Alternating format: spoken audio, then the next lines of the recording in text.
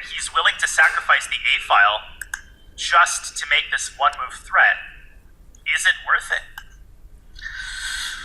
It looks like he's going to pocket a pawn.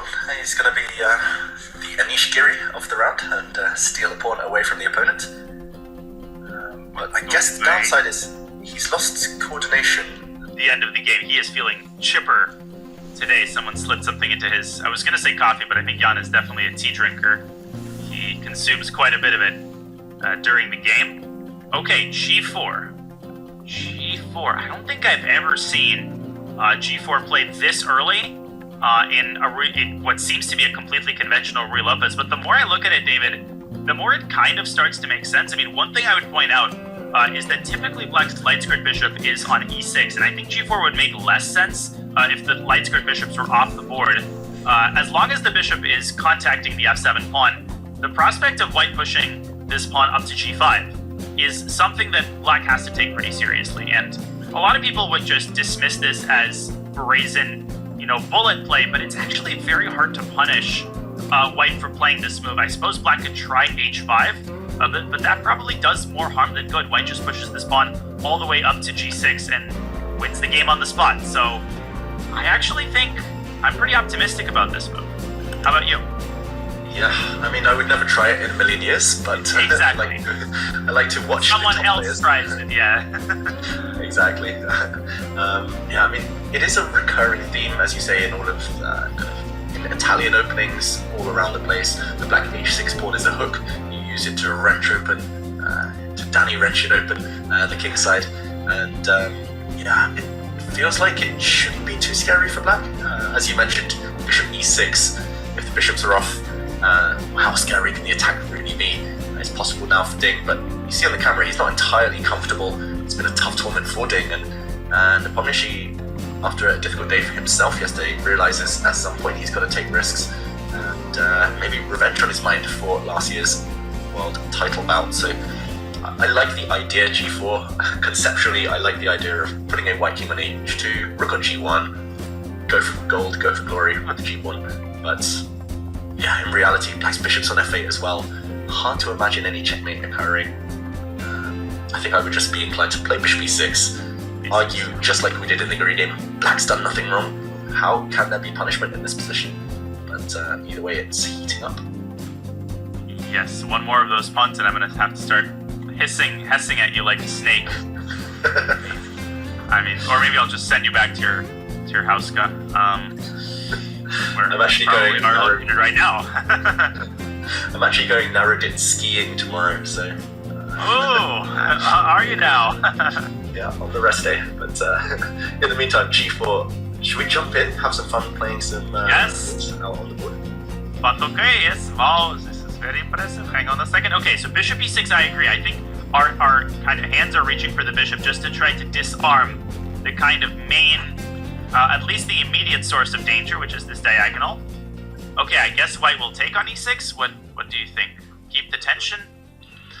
You could, I mean, either you take on e6, it's slightly tempting to play g5 as well, but... Okay, maybe we take on e6. We ask black at least to make a decision which way to recapture. Normally, it would be with the rook.